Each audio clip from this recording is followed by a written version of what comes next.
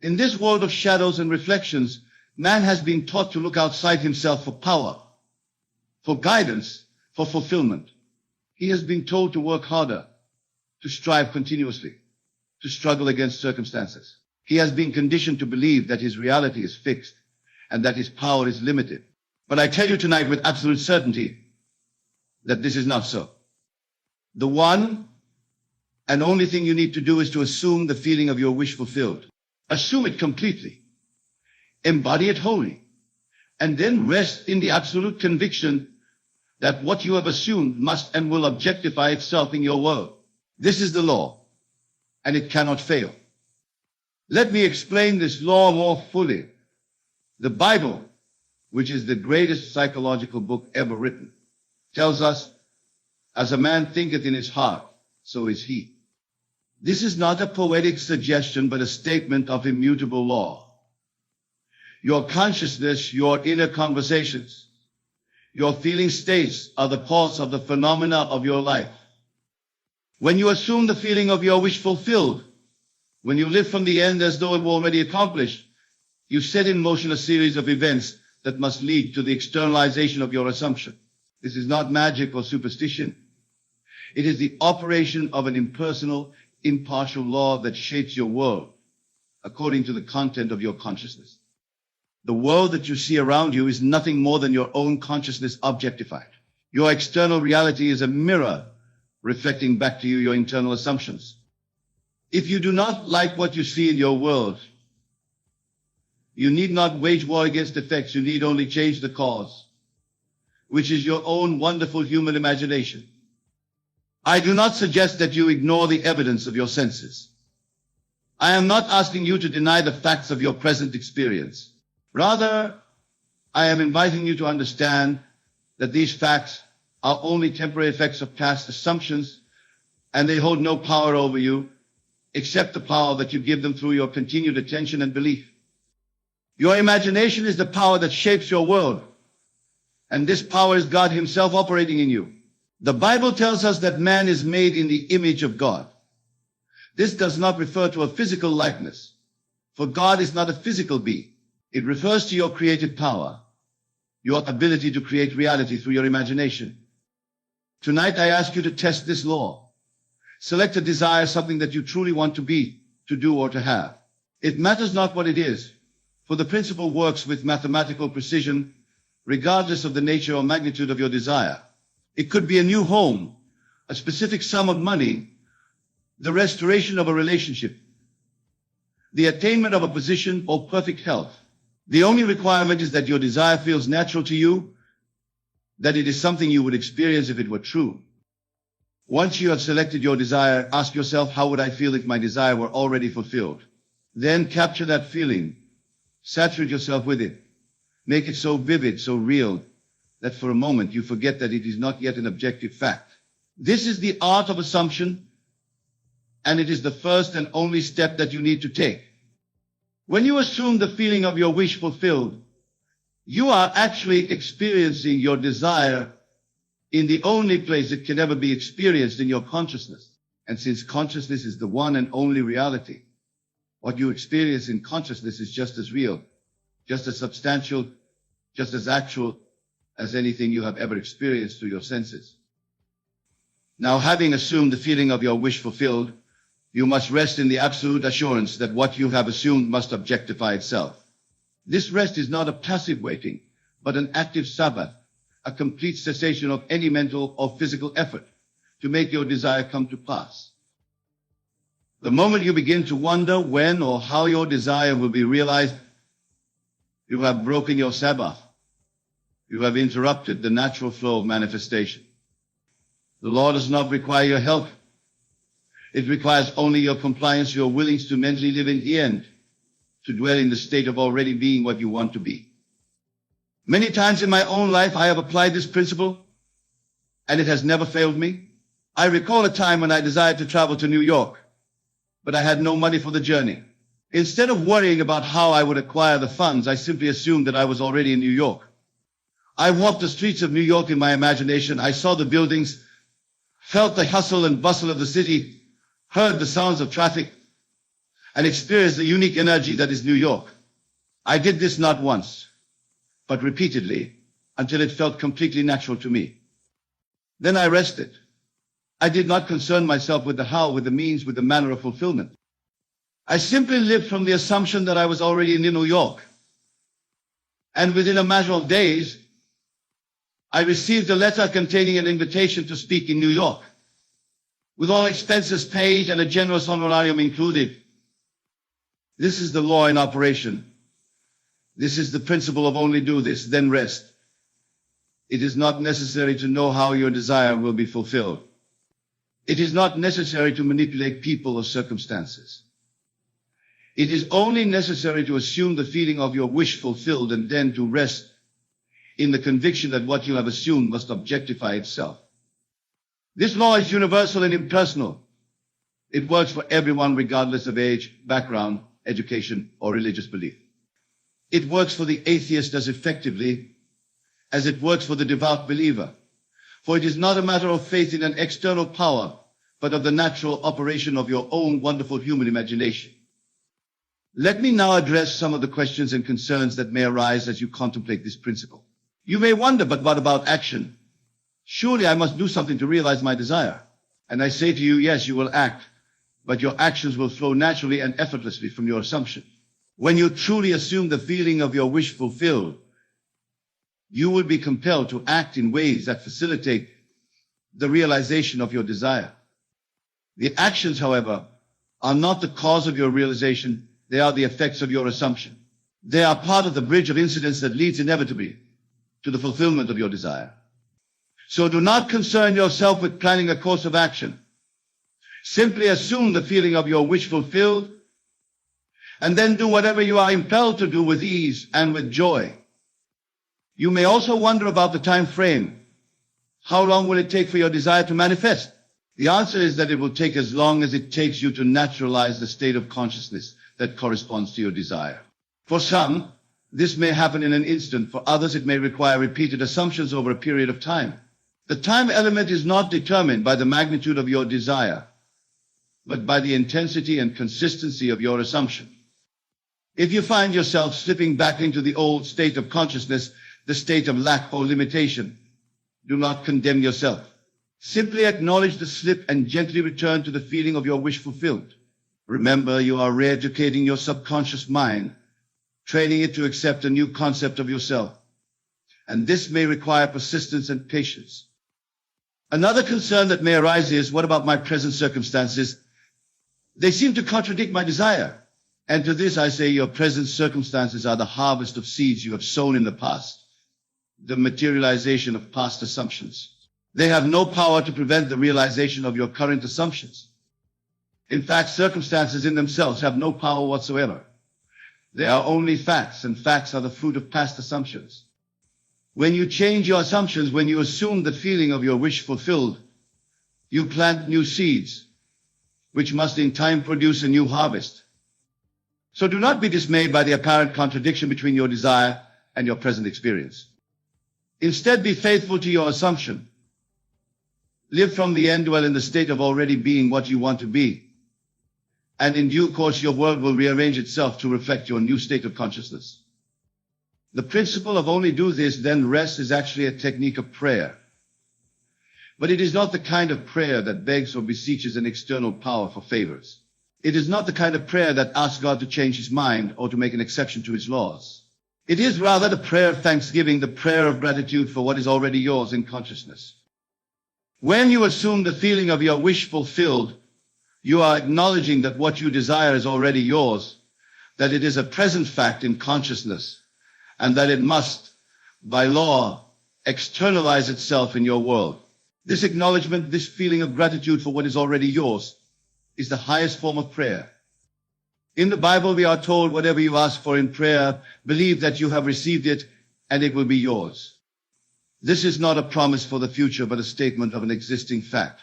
When you pray believing that you have already received what you desire, you are applying the principle of only do this, then rest. You are acknowledging the present reality of your desire in consciousness, and you are allowing the law to work without your interference.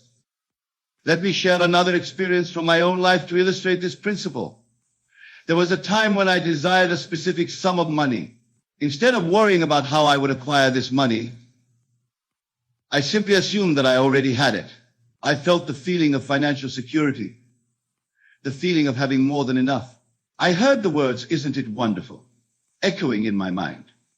I persisted in this assumption until it felt completely natural to me. Then I rested. I did not concern myself with the how or the when. I simply lived from the assumption that the money was already mine. And within a short period, through a series of unexpected events, the exact sum of money came into my possession. This is the law in operation. This is the power of your wonderful human imagination. This is the meaning of only do this, then rest. It is not necessary to know how your desire will be fulfilled. It is not necessary to make things happen. It is only necessary to assume the feeling of your wish fulfilled and then to rest in the conviction that what you have assumed must externalize itself. Now, let me address another aspect of this principle, an aspect that many find challenging. Sometimes, after assuming the feeling of your wish fulfilled, you may experience a period of seeming inactivity or even apparent setbacks. This is what I call the interval of transition, the time between your assumption and its manifestation in the external world. During this interval, it may seem as though nothing is happening, or worse, that things are moving in the opposite direction from your desire. But I assure you, beneath the surface of appearances, the law is working with perfect precision. The seed you have planted in consciousness is germinating, and in due course it will produce the fruit of your desire. This interval of transition is a testing time, a time when your faith in the law is put to the test. It is also a time of adjustment, a time when the elements of your world are being rearranged to bring about the fulfillment of your desire. So do not be discouraged by appearances during this interval. Instead, hold fast to your assumption, knowing that the law cannot fail. Remember, your imagination creates reality. What you assume, you become. Therefore, be careful what you assume, for you are constantly assuming, whether you know it or not. Every thought, every inner conversation, every feeling state is an assumption that will objectify itself. So choose your assumptions wisely, for they are the seeds of your future experiences.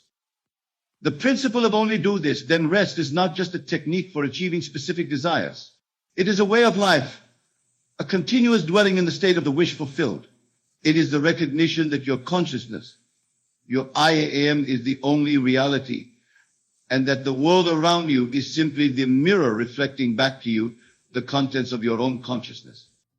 When you live from this understanding, when you continuously assume the feeling of your wish is fulfilled, you live in a state of perpetual fulfillment. You no longer experience lack or limitation, for you know that whatever you desire yours in consciousness, and by law, it must externalize itself in your world. This is the secret of harmony, the secret of abundance, the secret of perfect self-expression. It is not something that you need to acquire or achieve. It is something that you already possess, for it is the very nature of your being. Your wonderful human imagination is God Himself creating reality. So use it lovingly, use it wisely, and use it continually to create the life that you desire. Now let me address a question that often arises: what about other people? Can I use this principle to change the behavior of others? And to this I say, yes, you can, but not by trying to change them directly. You can only change others by changing yourself, by changing your concept of them. Others can only play the parts that you assign to them in your imagination. They can only reflect back to you your own assumptions about them. So if you find yourself in conflict with another person, do not try to change their behavior.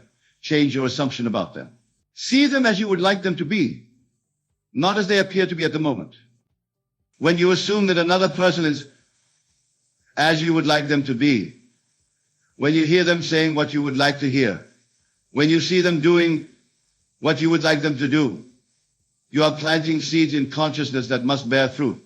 They will change, not because you have manipulated them, but because you have changed your concept of them. This is not control or manipulation. It is simply the recognition that your consciousness is the only reality. and that others can only reflect back to you the contents of your own consciousness. So treat others with love and respect, always seeing the best in them, always assuming the best about them, and they will inevitably reflect back to you the very qualities that you have assumed for them. Let me share yet another experience to illustrate this principle. There was a time when I had a colleague who was extremely difficult to work with. Instead of focusing on his shortcomings and perpetuating the conflict, I chose to see him differently in my imagination. I imagined him being cooperative, supportive, and pleasant to work with. I persisted in this assumption until it felt natural to me. Then I rested. I did not try to change his behavior through external means. I simply lived from the assumption that he was already as I desired him to be. And within a matter of weeks, his behavior towards me changed completely. He became cooperative, supportive, and pleasant just as I had assumed. This is the law in operation. This is the power of your wonderful human imagination. This is the meaning of only do this, then rest. It is not necessary to manipulate others or to force changes in their behavior. It is only necessary to assume that they are as you would like them to be, and then to rest in the conviction that what you have assumed must externalize itself. Now, let me address another aspect of this principle, an aspect that many find challenging, the concept of revision. Revision is the art of revisioning, of reimagining past events in a way that is more aligned with your desires. It is not a denial of facts, but a recognition that facts are fluid, that they are subject to change through the power of your imagination.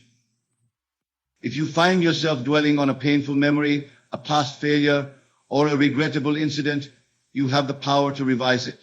You can reimagine it in a way that is more beneficial to you and to others. You can see it differently, experience it differently in your imagination. And by doing so, you can change its impact on your present and future. This is not mere wishful thinking or self-deception.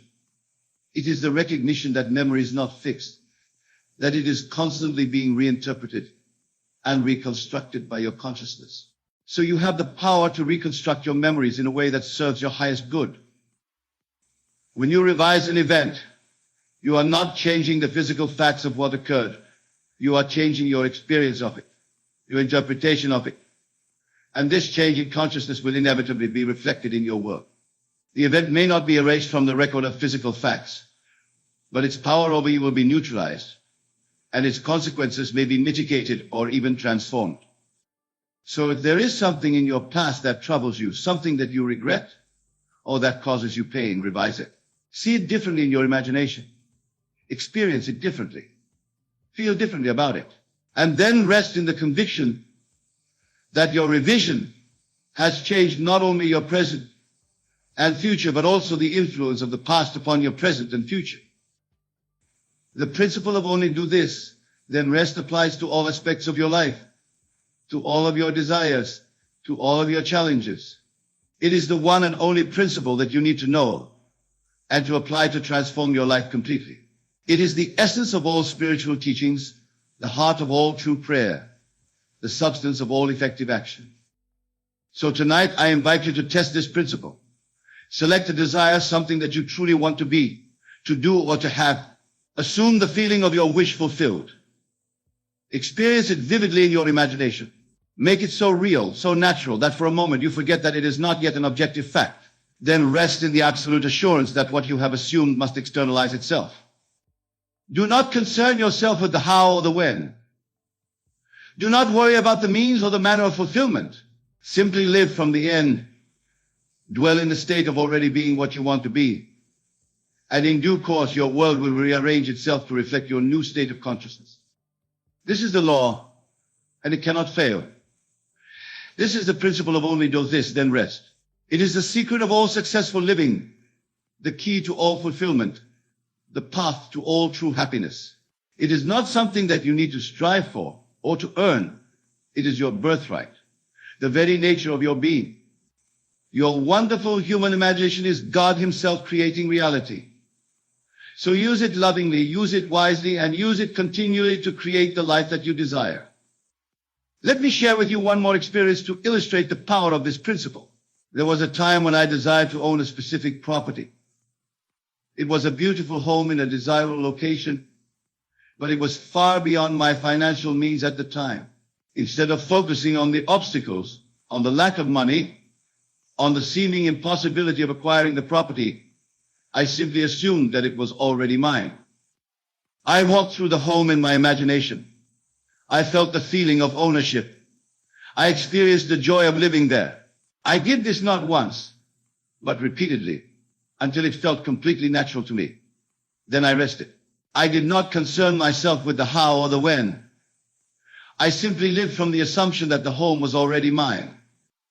And within a matter of months, through a series of unexpected events, the property became available to me at a price that I could afford, and I became the owner of that beautiful home. This is the law in operation. This is the power of your wonderful human imagination. This is the meaning of only do this, then rest. I want to emphasize again that this principle is not just about acquiring material possessions or achieving specific goals.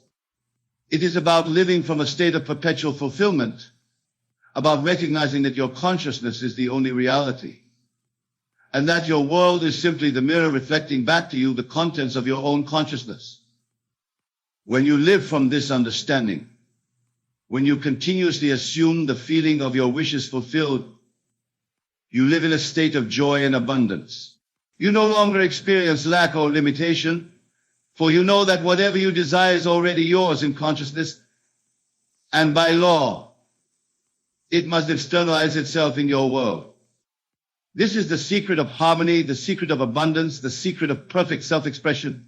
It is not something that you need to acquire or achieve. It is something that you already possess, for it is the very nature of your being.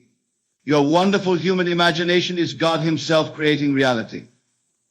So use it lovingly, use it wisely, and use it continually to create the life that you desire. Now, let me address a concept that is closely related to the principle of only do this, then rest, the concept of states of consciousness or states of being. A state is a mood, a feeling, a conviction, a belief about yourself and your world. It is a way of experiencing yourself and your reality. At every moment you are in a state of consciousness, and this state determines what you experience in your external world. Your state is the cause, your experience is the effect.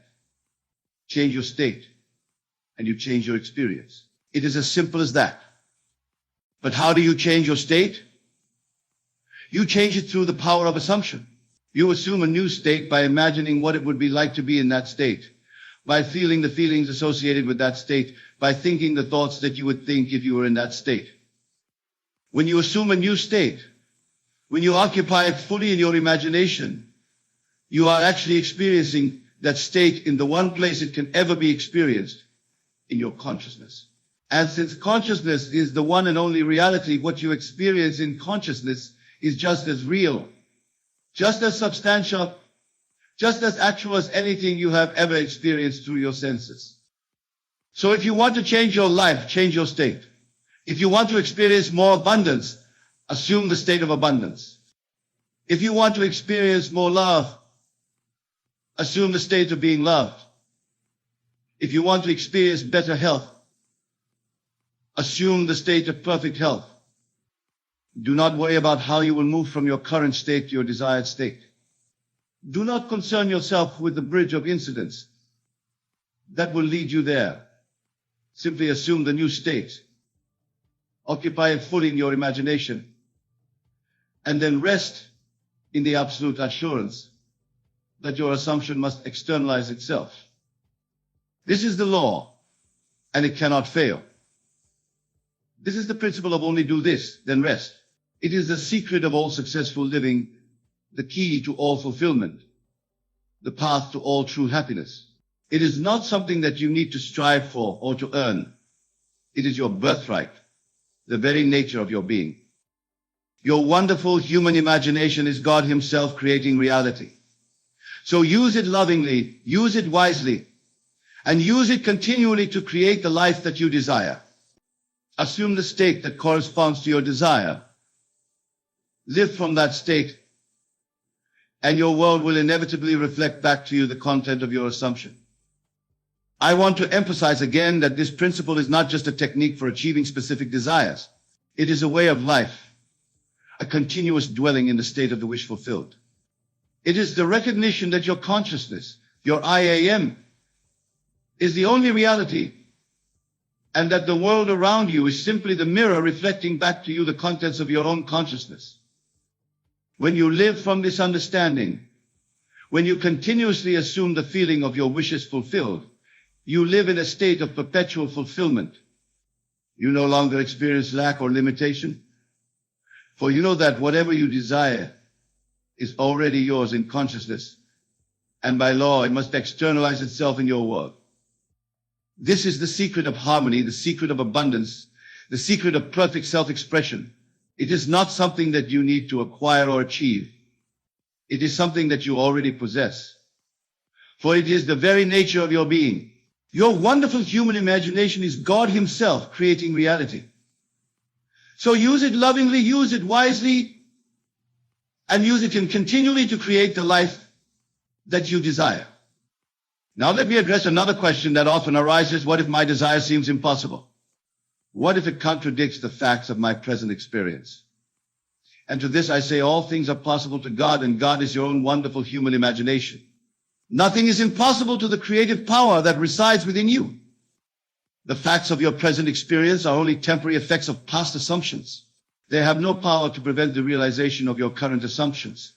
In fact, what seems impossible to your rational mind is often the easiest thing in the world to achieve through the power of your imagination. The Bible tells us with God all things are possible, and all things are possible to him who believes. These are not empty promises, but statements of immutable law. When you believe, when you assume the feeling of your wish fulfilled, you set in motion a series of events that must lead to the externalization of your assumption. So do not be dismayed by the apparent impossibility of your desire. Do not be discouraged by the facts of your present experience. Instead, assume the feeling of your wish fulfilled. Live from that assumption and wait confidently for its manifestation in your world. Remember, the universe is infinite in its possibilities, and your consciousness is the one and only reality. What you assume, you become. Therefore, assume the best, assume the highest, assume the most beautiful, and your world will inevitably reflect back to you the content of your assumption. Now, let me address one more aspect of this principle, an aspect that many find challenging, the concept of detachment. Detachment is not indifference or lack of desire. It is freedom from anxiety, freedom from worry, freedom from the compulsion to make things happen through your own effort. When you truly assume the feeling of your wish fulfilled, when you live from the end, as though it were already accomplished, you experience a natural detachment. You no longer feel the need to strive or to struggle, for you know that what you desire is already yours in consciousness, and by law it must externalize itself in your world. This detachment is the rest that follows the doing. It is the Sabbath that comes after the work of assumption. It is the peace that surpasses all understanding, the quiet confidence that comes from knowing that the law cannot fail. So after you have assumed the feeling of your wish fulfilled, detach yourself from any concern about how or when your desire will manifest. Trust the law, trust your assumption, trust the process of manifestation. Live each day in the joyful expectation of experiencing your desire, but without anxiety, without tension, without forcing. This is the true meaning of letting go and letting God. It is not surrendering your desire or giving up on your dream. It is surrendering your attachment to the how and the when, and allowing the law to work in its own perfect way and time. The principle of only do this, then rest is simple, yet it requires a radical shift in consciousness. It requires you to turn away from appearances, from the evidence of your senses, and to place your trust in the unseen reality of your imagination. It requires you to recognize that your consciousness is the only reality, and that your world is simply the mirror reflecting back to you the contents of your own consciousness. When you make this shift, when you begin to live from this understanding, your life will be transformed in ways that you cannot now imagine. You will experience a freedom a joy, an abundance that is beyond your current conception. This is the promise of the principle of only do this, then rest. It is the promise of life more abundant, of peace that surpasses all understanding, of power that knows no limits. It is the promise of your own wonderful human imagination, which is God Himself creating reality. So tonight I invite you once more to test this principle. Select a desire, something that you truly want to be, to do, or to have. Assume the feeling of your wish fulfilled. Experience it vividly in your imagination. Make it so real, so natural, that for a moment you forget that it is not yet an objective fact. Then rest in the absolute assurance that what you have assumed must externalize itself. Do not concern yourself with the how or the when. Do not worry about the means or the manner of fulfillment. Simply live from the end. Dwell in the state of already being what you want to be. And in due course your world will rearrange itself to reflect your new state of consciousness. This is the law, and it cannot fail. This is the principle of only do this, then rest. It is the secret of all successful living, the key to all fulfillment, the path to all true happiness. It is not something that you need to strive for or to earn. It is your birthright, the very nature of your being. Your wonderful human imagination is God Himself creating reality. So use it lovingly, use it wisely, and use it continually to create the life that you desire. Assume the state that corresponds to a desire, live from that state, and your world will inevitably reflect back to you the content of your assumption. In conclusion, I want to emphasize once more that the principle of only do this, then rest is not just a technique for achieving specific desires. It is a way of life, a continuous dwelling in the state of the wish fulfilled. It is the recognition that your consciousness, your I am, is the only reality, and that the world around you is simply the mirror reflecting back to you the contents of your own consciousness. When you live from this understanding, when you continuously assume the feeling of your wishes fulfilled, you live in a state of perpetual fulfillment. You no longer experience lack or limitation, for you know that whatever you desire is already yours in consciousness. And by law, it must externalize itself in your world. This is the secret of harmony, the secret of abundance, the secret of perfect self-expression. It is not something that you need to acquire or achieve. It is something that you already possess, for it is the very nature of your being. Your wonderful human imagination is God Himself creating reality. So use it lovingly, use it wisely, and use it continually to create the life that you desire. Remember, the one and only thing you need to do is to assume the feeling of your wish fulfilled. Assume it completely, embody it wholly, and then rest in the absolute conviction that what you have assumed will objectify itself in your world. This is the law, and it cannot fail. This is the meaning of only do this, then rest. Nothing else is needed. God bless you all. In the silence of your heart, there is a truth that resonates louder than any voice God's plan for you is unshakable. Life may throw its fiercest storms, people may try to dim your light, and circumstances may attempt to block your path, but nothing can halt the divine orchestration of God's will in your life. His plan is not dependent on human approval, nor is it swayed by the opinion of fear or actions of others. It is rooted in His infinite wisdom and boundless love. When challenges arise, it is easy to feel forgotten or lost. You may wonder if the setbacks you face are signs of failure or abandonment. But remember, the obstacles in your way are not detours away from God's purpose, they are stepping stones. They are tools He uses to refine your character, strengthen your faith, and prepare you for the blessings He has already set aside for you. No trial is wasted when it is surrendered to God. There are moments when people may doubt you, criticize you, or even stand against you. Their words may sting, and their actions may seem to delay your progress. But let this truth settle in your soul: no weapon formed against you will prosper, because God's hand is upon you. The same God who parted the Red Sea, who raised Lazarus from the dead, and who conquered death itself is the one who has written your destiny. His plan does not falter because of human interference. He has already accounted for every challenge, every delay, and every mistake.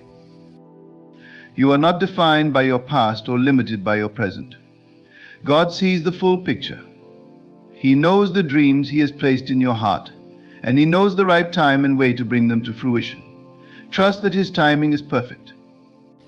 It may not always align with your expectations, but it is always for your good. When doors close, it's not because you are unworthy, it's because He has something far greater waiting for you. When delays occur, it's not because you are forgotten, it's because He is aligning circumstances in ways you cannot yet see. Faith is the anchor that holds you steady as you wait. It is the assurance that even when you cannot see the path ahead, the one who leads you sees it all. It is the confidence that His promises are not empty and His plans are not fragile. Stand firm in that faith. Speak life over your dreams, even when doubt whispers otherwise. Declare God's truth over your journey, even when the road feels uncertain. Your life is not a series of random events, it is a masterpiece in progress. Every brushstroke of joy and sorrow, every layer of triumph and trial is part of a grand design. God is the artist, and He is not finished yet. Trust Him to complete the work He has started in you. He is the author of your story, and no one else holds the pen. When fear tries to paralyze you, when disappointment tries to dishearten you, and when uncertainty tries to discourage you, remind yourself of this God's plan, for you cannot be stopped. Not by people, not by circumstances, and not by anything in this world. His love is your foundation, His grace is your strength, and His purpose for your life is unshakable. God's plan is unshakable. This truth is a foundation that cannot be moved, no matter the storms or challenges that arise in life. His plan is rooted in eternity, crafted with love and wisdom that surpasses human understanding. It is not something fragile or uncertain, nor is it influenced by the circumstances we see or the opinions of others.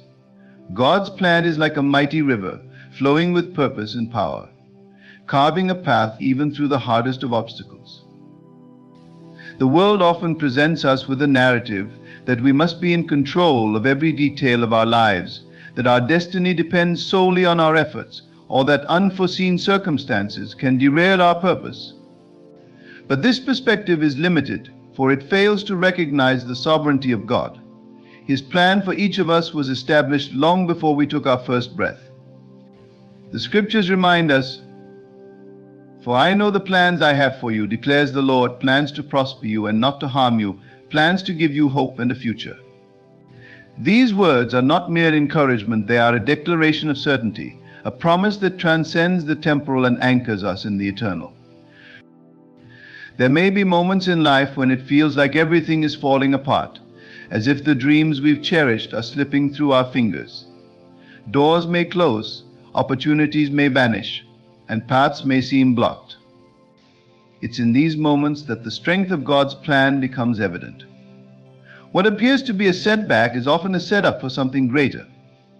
The delays and detours we face are not the end of the story, but chapters in the unfolding masterpiece of our lives. God's plan is not contingent on the conditions of the world or the cooperation of others. He moves beyond human limitations, working all things together for the good of those who love Him. Doubt may whisper that you are unworthy, that you have made too many mistakes, or that your time has passed. But God's plan is not dependent on your perfection. His grace covers your imperfections, and His power is made perfect in your weakness. The Bible is filled with examples of ordinary people who, despite their flaws and failures, were used mightily by God. Moses doubted his ability to lead. David stumbled into sin, and Peter denied Christ. Yet their destinies were fulfilled because God's plan for their lives was unshakable. He doesn't call the perfect, He perfects the called. This unshakable plan is not just for the grand moments of life, but also for the quiet, everyday steps of faith. It is active in the big decisions and the small choices, in the victories and the struggles. Trusting in His plan means releasing the need to control, and instead embracing the assurance that He is in control. It is living with the confidence that no matter what happens, His purpose for your life will prevail. God's plan is not just a hope for tomorrow, it is a reality unfolding today. Nothing in heaven or on earth can stop it. Obstacles are often seen as barriers, as reasons to doubt or give up, but through the lens of faith, they become stepping stones. Every challenge, every difficulty, and every moment of resistance is an opportunity for growth and transformation. They are not meant to deter us, but to strengthen us, to refine our character, and to prepare us for the next stage of our journey. God allows these moments not as punishments, but as purposeful parts of His divine plan, shaping us into who we are meant to be. When we encounter obstacles, it is natural to feel frustrated or disheartened. We might question why things aren't going according to our expectations, or why we seem to face resistance at every turn. However, it is in these very moments that God's greater purpose is at work. Challenges teach us perseverance, deepen our faith, and remind us to rely not on our own strength, but on His. The story of Joseph in the Bible is a perfect example. Betrayed by his own brothers, sold into slavery, and wrongfully imprisoned, Joseph faced trial after trial. Yet every obstacle he encountered was a step closer to the fulfillment of God's promise. What others intended for harm, God used for good, positioning Joseph to save a nation. Obstacles also reveal our hidden strengths and abilities. Often it is only when we are pushed to our limits that we discover the depth of our resilience and the power of our faith. Challenges force us to step out of our comfort zones, to confront our fears, and to grow in ways we never thought possible. They remind us that we are not walking alone, that God is with us, guiding us through every trial. When David faced Goliath, it wasn't just a battle between a shepherd and a giant, it was a moment of preparation for the leadership and victories that lay ahead. The obstacles in David's life were stepping stones, building his courage, trust in God, and readiness to fulfill his destiny. It's also important to recognize that obstacles often redirect us to something better. What may feel like a failure or a closed door is often God's way of steering us toward a greater opportunity. We may not understand it at the time, but hindsight reveals how the challenges we faced were necessary steps on the path to our calling. Think of the Israelites wandering in the wilderness. What seemed like a delay was God's way of preparing them to enter the promised land. Without the lessons learned in the wilderness, they would not have been ready to claim their inheritance. Obstacles demand trust. They require us to believe that God's plan is greater than our understanding, and that every step, even the difficult ones, is part of His purpose. They remind us to lean into His strength, to keep moving forward even when the way seems unclear. The very challenges that seem to block our path are often the tools God uses to shape us, elevate us, and propel us toward His perfect plan. Human interference cannot alter God's divine will. This truth is both reassuring and empowering because it reminds us that no person, no decision, and no opposition can derail the plans that God has set in motion. His authority is absolute and His purposes are immovable. While people may attempt to hinder, delay, or even work against you, their actions are never outside the bounds of God's sovereignty. What God has ordained for your life will come to pass, regardless of human attempts to disrupt it.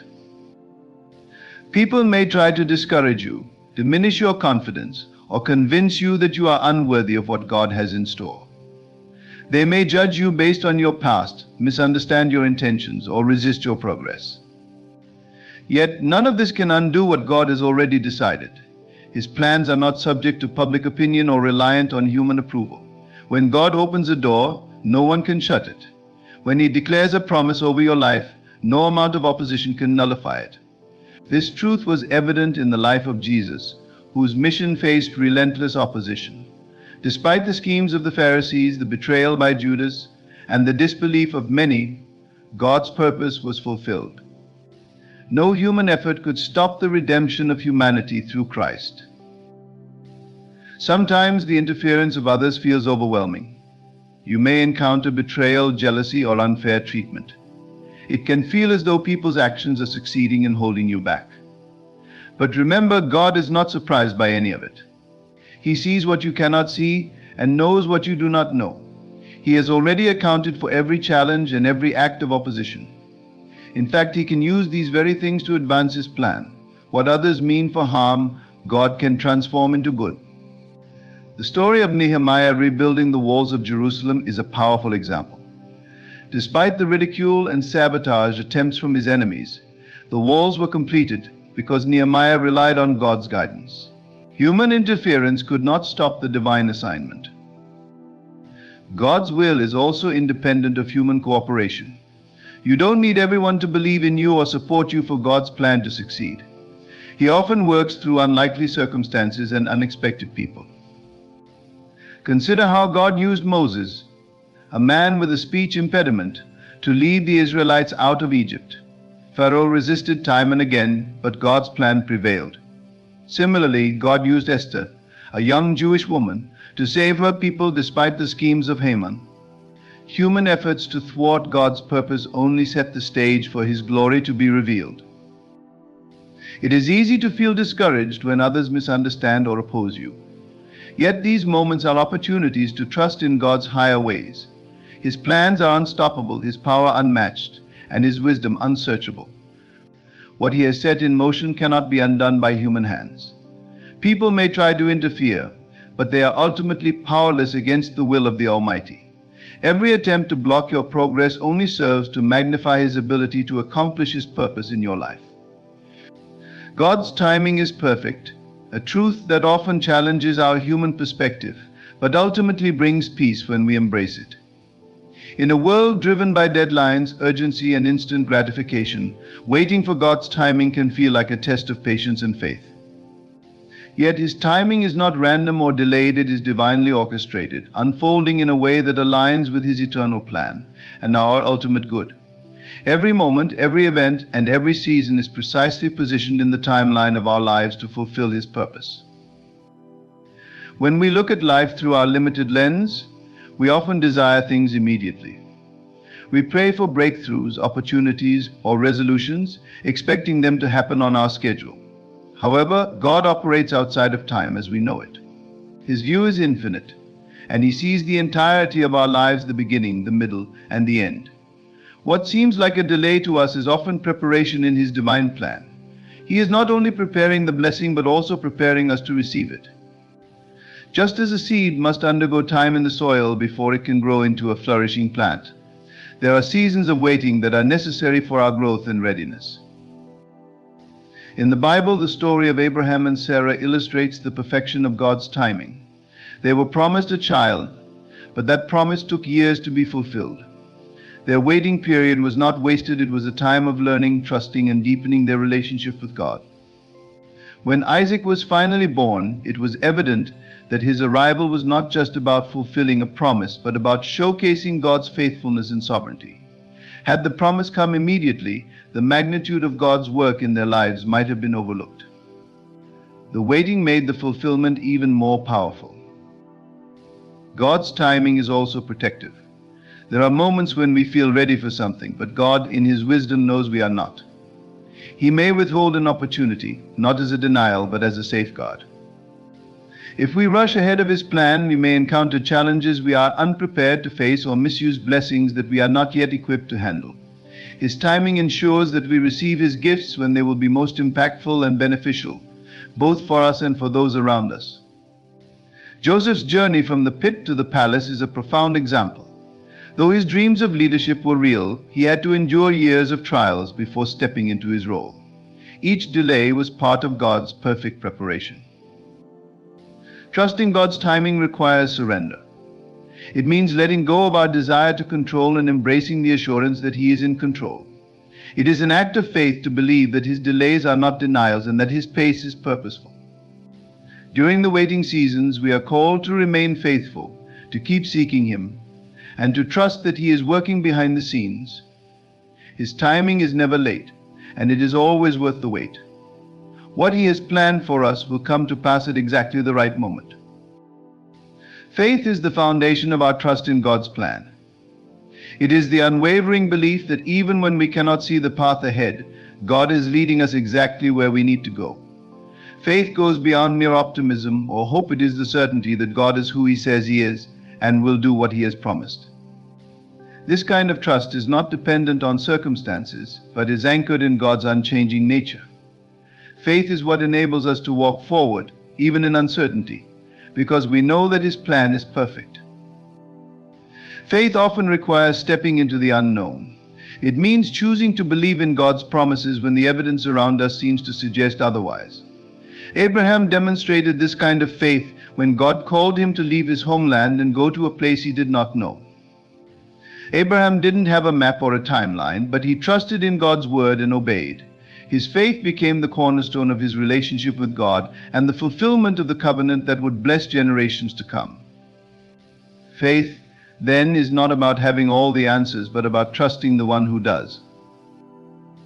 Life is filled with moments that test our faith. There are times when the way forward seems blocked, when prayers seem unanswered, and when the weight of challenges feels unbearable. In these moments, it is tempting to question God's plan or to rely on our own understanding. Yet faith calls us to surrender our doubts and trust in God's greater perspective. The story of Peter walking on water is a vivid example. When Peter focused on Jesus, he was able to do the impossible. But the moment he let fear and doubt take over, he began to sink. Faith keeps us anchored, even in the storm, reminding us that God is in control. Faith is not passive, it requires action. It is not simply believing in God's promises, but living as though they are already fulfilled. When we act in faith, we align ourselves with God's will and demonstrate our trust in His timing and provision. The woman with the issue of blood acted in faith when she reached out to touch Jesus' garment, believing she would be healed. Her faith was the catalyst for her miracle. In the same way, our faith moves us to take steps, even small ones, toward the promises God has placed before us. Faith also brings peace. When we trust in God's plan, we no longer feel the need to control every detail of our lives. We can rest in the assurance that He is working all things for our good. This peace doesn't mean the absence of trials, but the presence of God's comfort and guidance within them. Faith transforms our perspective, allowing us to see challenges not as obstacles, but as opportunities to grow and deepen our reliance on God. Faith is the bridge between God's promises and their fulfillment. It is what allows us to walk forward with confidence, knowing that no matter what happens, God's plan for us is good, and His purposes will prevail. God's plans for us are filled with hope, purpose, and victory, even when life's circumstances suggest otherwise. At times, the challenges and trials we face can cloud our understanding of His intentions, leading us to question whether the difficulties we endure have any purpose. But God's plans are not only good, they are divinely crafted to bring us closer to Him and to fulfill His higher purpose for our lives. His promises remind us that He is always working for our ultimate good, even when we cannot see it. The promise of Jeremiah 29:11 echoes this truth. For I know the plans I have for you, declares the Lord, plans to prosper you and not to harm you, plans to give you hope and a future. These words were spoken to the Israelites during a time of exile, a season of hardship and uncertainty. Yet even in that difficult moment, God assured them that their suffering was not the end of their story. He had a future of restoration and blessings waiting for them. This assurance is the same for us today. No matter where we find ourselves, God's plans are steadfast, filled with hope, and focused on our growth. Life may often present circumstances that feel anything but hopeful. Perhaps we face setbacks, losses, or prolonged seasons of waiting that leave us wondering if God's promises will ever be fulfilled. It is in these moments that we must cling to His word and trust in His character. God's goodness is not negated by our trials. On the contrary, He uses them to shape us, strengthen our faith, and prepare us for the greater things He has in store. The Apostle Paul understood this deeply when he wrote in Romans 8:28 that in all things God works for the good of those who love Him, who have been called according to His purpose. The victories that come from God's plans often emerge from what initially seems like defeat. The cross is the ultimate example of this. At the time, it appeared to be the end of Jesus' ministry, a moment of despair for His followers. But what looked like loss was actually the greatest victory in history. Through the cross, God's plan of redemption for humanity was fulfilled, proving that His ways are far higher and more powerful than we can comprehend. In our lives, too, what seems like failure or delay can be the groundwork for a divine breakthrough.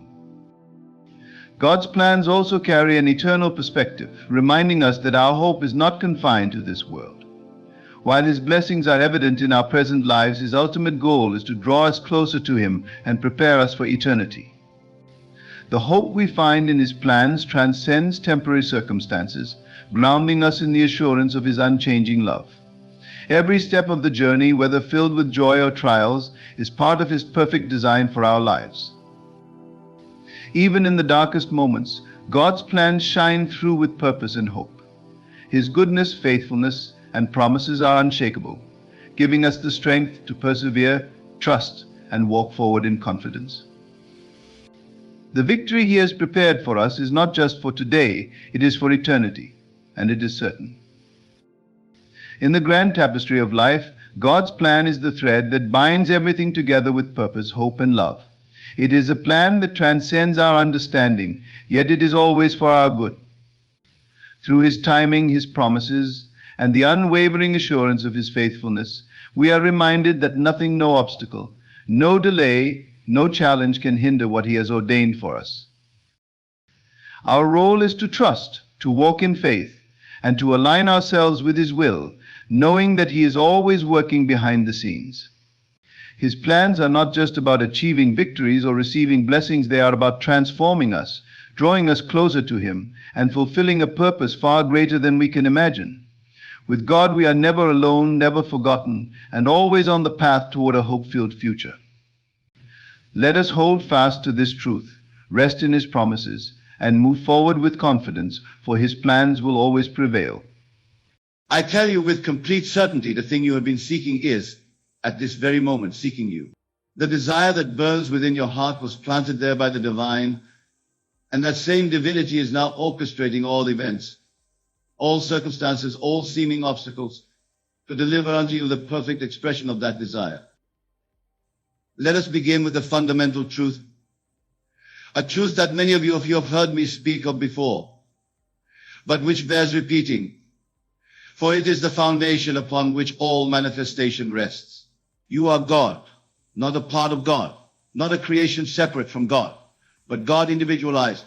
I and my Father are one, said the greatest teacher who ever walked this earth. He did not say, I and my Father are two, working together. No, He claimed complete unity with the divine power that creates and sustains all things. And what is God? God is your own wonderful human imagination. That is the creative power in the universe. There is no other God. Will you imagine a state and assume the feeling of that state is already realized? You are literally God in action, creating the conditions and events that must follow from that state. So when I tell you that everything you've been waiting for is coming, I am not speaking of some vague future possibility. I am speaking of an absolute law, as certain as gravity, as reliable as the rising of the sun. The law of assumption states that if you assume you are what you want to be, and continue in that assumption, it must harden into fact in your outer world. Consider for a moment the things you've been waiting for. Perhaps it's financial abundance, a loving relationship, perfect recognition for your talents, or a sense of the purpose and fulfillment. Whatever it may be, know this, the mere fact that you can conceive of these things means they already exist in what we might call the fourth dimensional reality, the realm of imagination, which is the very substance of God. Your task then is not to make these things happen through effort and struggle. Your task is to transfer your consciousness from where you are to where you desire to be. You must mentally live in your wish fulfilled. You must, through the controlled use of your imagination, assume the feeling of already being the person who has what you desire. Let me share with you a secret that has transformed countless lives. Feeling is the secret. It is not enough to merely visualize what you want or to affirm it with your lips. You must capture and maintain the feeling of already having it. For feeling is the language that speaks to the subconscious, and the subconscious is the creative power that shapes your world. Now, some of you may be thinking, but Neville, I have tried this, and my desire has not materialized. To you I say this, revision is necessary. You must go back and revise the experiences that have convinced you of lack, of impossibility, of unworthiness. For as long as those beliefs persist in your subconscious, they will continue to project themselves into your world. Tonight, I invite you to a new practice. When you return to your home, sit quietly in your room. Close your eyes and ask yourself, what is it that I truly desire? Allow the answer to come from the depths of your being. Then, with your eyes still closed, construct a scene in your imagination that would imply the fulfillment of that desire. Perhaps it is a friend congratulating you, or simply the feeling of deep satisfaction and contentment that would accompany your desire's fulfillment. Now enter that scene. Make it as real as possible in your imagination. See the colors, hear the sounds, feel the textures, and most importantly, feel the emotions that would be yours in that moment of fulfillment. Feel the gratitude, the joy, the peace, the love. Feel it so intensely that when you open your eyes, a part of you knows with unshakable certainty that what you have imagined is now in the process of becoming your physical reality. Do this night after night, and you will be preparing yourself for the manifestation that is already on its way to you. For make no mistake, my dear friends, the law is always working, just as the law of gravity operates, whether you believe in it or not. The law of assumption is constantly shaping your experience according to the state you have assumed. Now let us speak of preparation. How does one prepare for the arrival of their heart's desire? First, by understanding the nature of time. In this three-dimensional world, events seem to unfold sequentially, creating the illusion of past, present, and future. But in the fourth dimension, in the realm of imagination, all possible states exist simultaneously. When you enter a state in your imagination, you are actually selecting one of these already existing states and bringing it into your three-dimensional experience. The time it takes for your imagined state to materialize in your physical reality is directly proportional to the naturalness of the state you've assumed. This is why feeling is so crucial. The more naturally you can feel yourself to be the person who already has what you desire, the more rapidly that desire will clothe itself in still form. So preparation begins with cultivating patience and faith. Patience because seed time and harvest is a law of nature. You cannot plant a seed and expect it to bear fruit the same day. And faith because you must trust the process even when your senses deny the reality of your assumption. I have witnessed countless manifestations in my own life and in the lives of those who have applied this law. Let me share with you a story that illustrates this principle. A gentleman once came to me in dire financial straits. He had lost his business, was deeply in debt, and could see no way out of his predicament. I instructed him to imagine just before sleep each night that he was counting out large sums of money, feeling the crisp beat between his fingers, and experiencing the relief and joy of financial abundance. 2 weeks passed, and nothing changed in his outer circumstances. 3 weeks and still nothing. But he persisted in his imaginal act. Then, at the end of the month, he received a phone call from a former business associate whom he had not spoken to in years. This associate proposed a partnership that, within 6 months, restored my friend to a state of financial prosperity, far exceeding what he had known before. This is the law in operation. The seed was planted in imagination, it grew in the darkness of the subconscious, and it manifested in perfect time through channels that the conscious mind could never have conceived. So I say to you, everything you've been waiting for is coming. It is already on its way.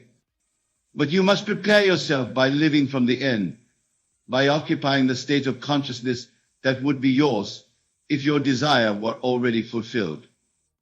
Now there's another aspect of preparation that I must address, and it is perhaps the most important of all. You must be willing to let go of your old concept of self. For many of you, the person you believe yourself to be is intimately tied to the circumstances you currently experience.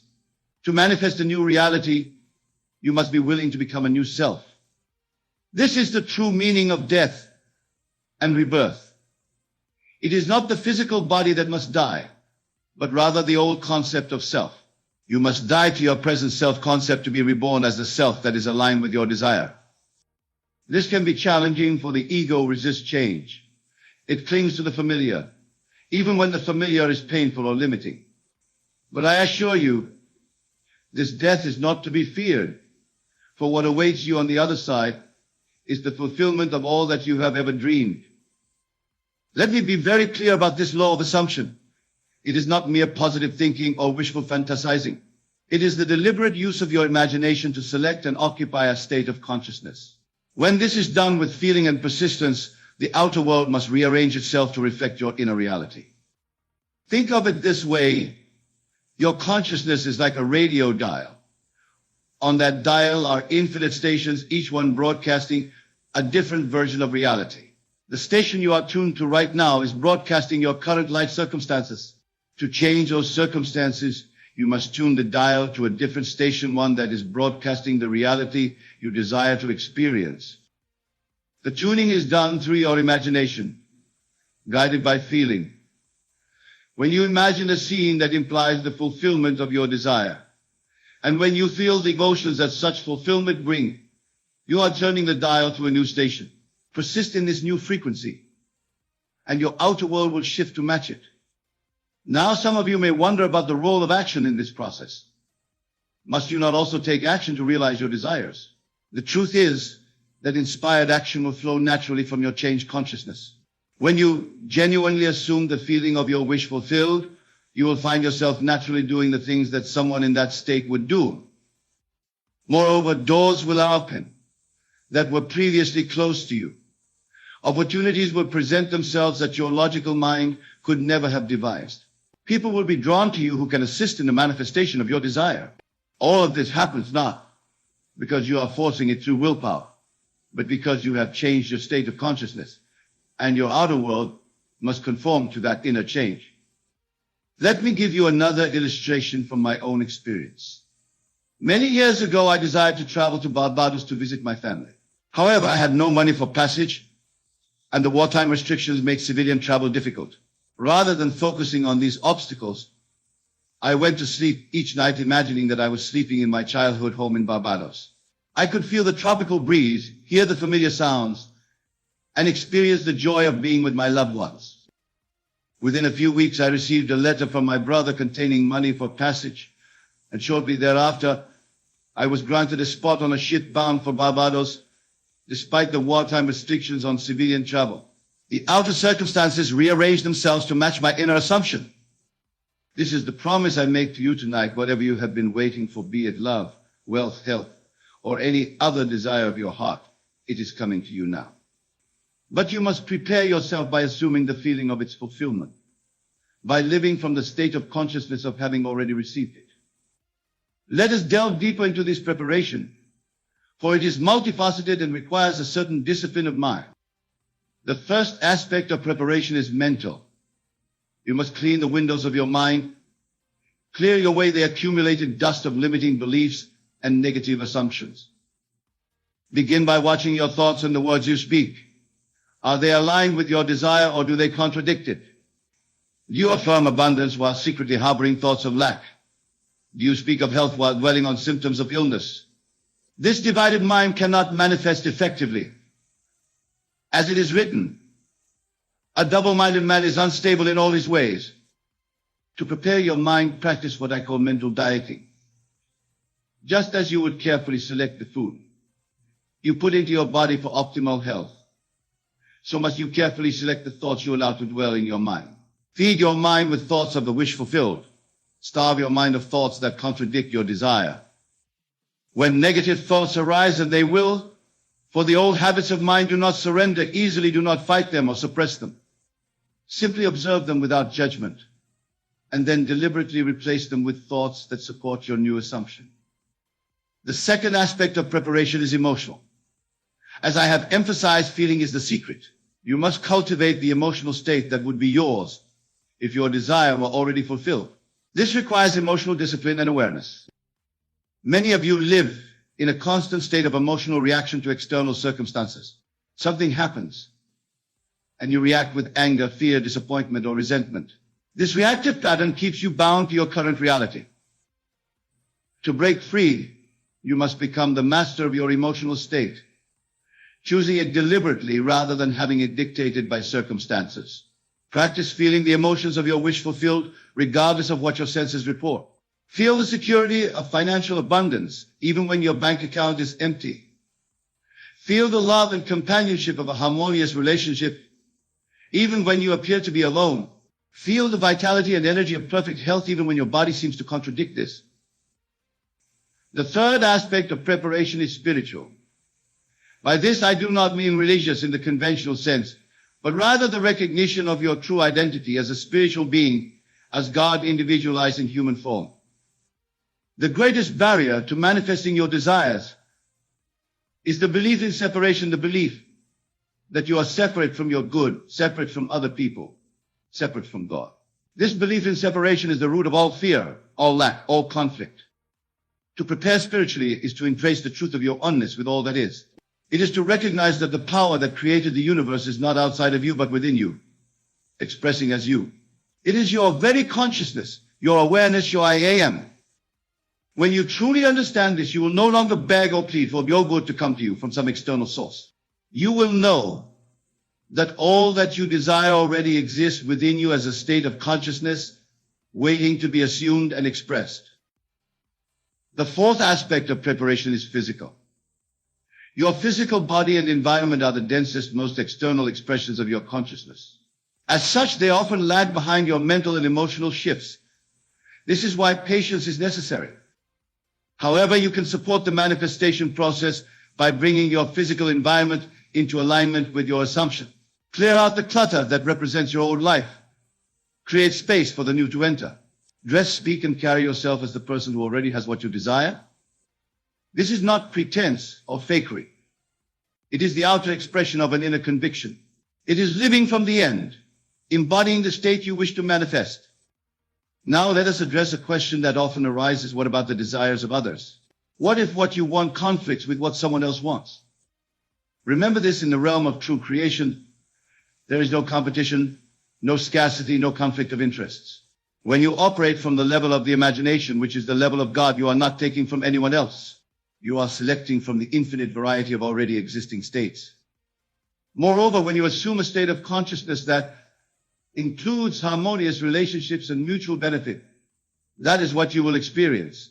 If you assume a state of having what you want at the expense of others, that conflict will manifest in your experience. This is why I advocate assuming states of consciousness that embody the highest good for all concerned. Imagine not only your own joy and fulfillment, but also the joy and fulfillment of everyone involved in your manifestation. Let me share with you another principle that will help you in preparing for the arrival of your desire. It is the principle of detachment, or what some might call letting go.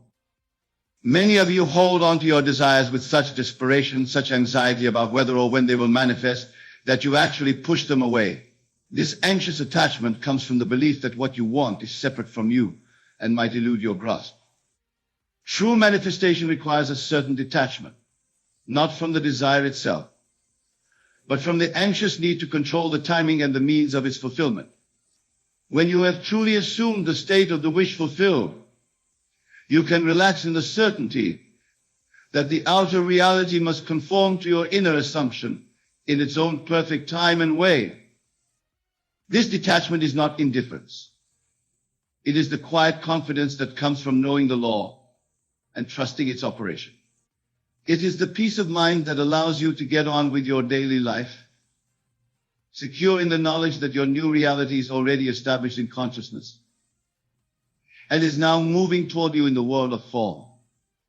Now I want to address something that many of you struggle with: the appearance of obstacles or delays in the manifestation of your desire. When your outer world seems to contradict your inner assumption, it is easy to become discouraged and to doubt the law.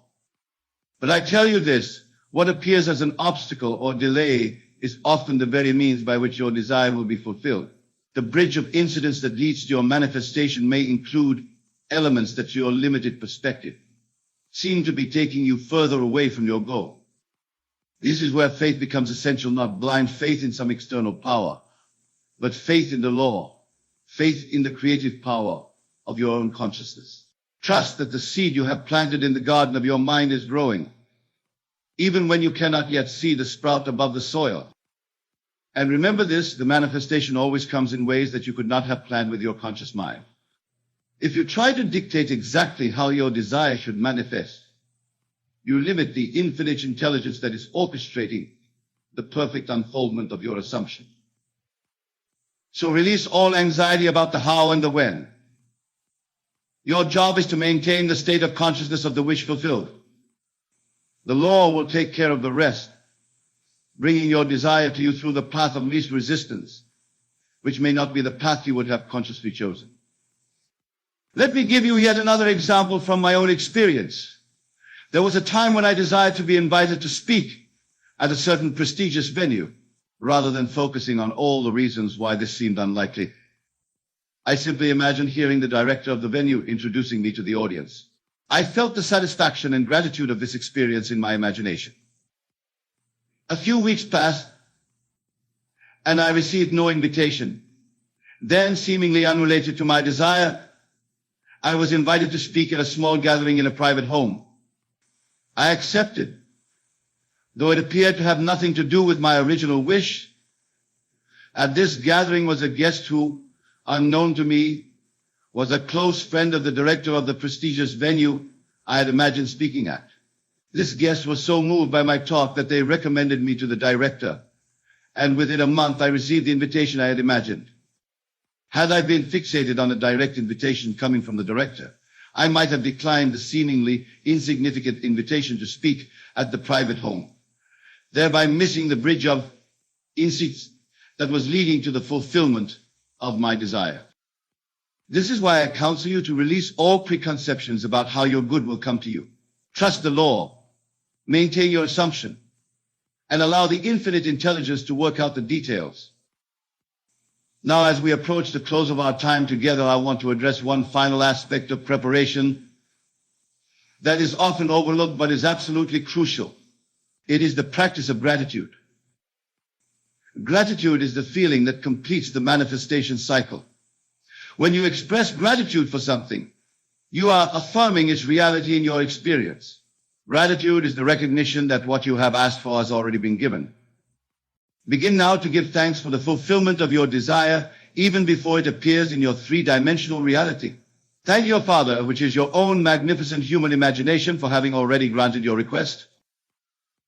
This is not pretense. It is recognition of the truth that in the fourth dimensional reality, where your imagination dwells, your desire is already fulfilled. Your gratitude acknowledges this truth and helps to bring it into your three-dimensional experience. Make gratitude a daily practice.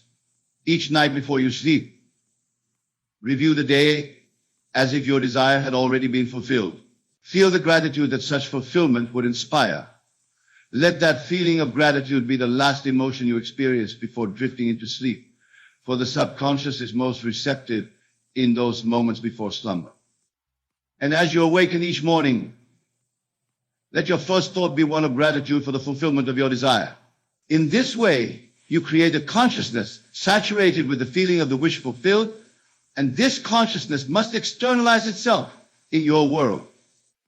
My dear friends, I have shared with you tonight the truth that everything you've been waiting for is coming to you now. I have explained the law by which this manifestation occurs, the law of assumption, and I have outlined the ways in which you can prepare yourself to receive your heart's desire.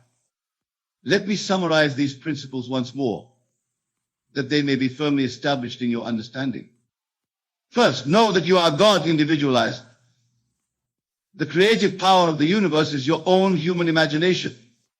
Second, to manifest your desire, you must assume the feeling of the wish fulfilled. Feeling is the secret that speaks to the subconscious, which is the creative power. Third, prepare yourself mentally, emotionally, spiritually, and physically for the manifestation of your desire.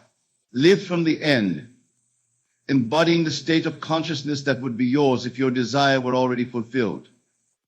Fourth, release anxiety about the timing and the means of manifestation. Trust the law, knowing that the bridge of incidents is being built to bring your desire to you in divine order. Fifth, practice gratitude for the fulfillment of your desire, affirming its reality in the fourth dimension, which is the realm of imagination. As you leave this place tonight and return to your homes, I challenge you to put these principles into practice. Select one desire, the thing you want most at this moment, and begin to live as if it were already yours. Feel the emotions it would inspire. Express the gratitude it would evoke. Embody the state of consciousness it would create. Do this consistently, persistently, faithfully. And I promise you that your outer world will reshape itself to match your inner assumption. For this is the law, and the law is absolute. Everything you've been waiting for is coming to you now. Prepare yourself by becoming in consciousness the person who already has it. For what you are, in consciousness, you must manifest in experience. The world is yourself pushed out. Change yourself and you change your world. This is the great secret, the great revelation, the great law by which all things come into being. Go now in the knowledge of your divinity, in the certainty of the law, and in the joyful expectation of the manifestation of all that your heart desires. For truly all things are possible to him who believes. Remember, creation is finished.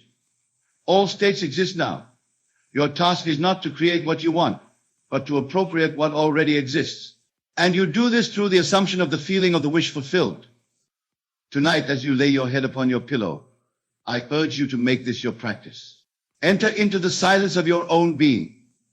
Construct a scene that would imply the fulfillment of your desire. Enter that scene. Make it real. Feel it. Believe it. Accept it as true. Fall asleep in that state. And watch as the power that is your own wonderful human imagination goes to work, reshaping your world to match your assumption. For the law is this: as within, so without. As above, so below. What you assume, you become. What you believe, you receive. What you expect, you experience. Everything you've been waiting for is coming. It is already yours in consciousness. Now, through your faithful assumption, it will become yours in experience. My blessing goes with you. May you use this law wisely, lovingly, and joyfully for the enrichment of your own life and the lives of all those you touch.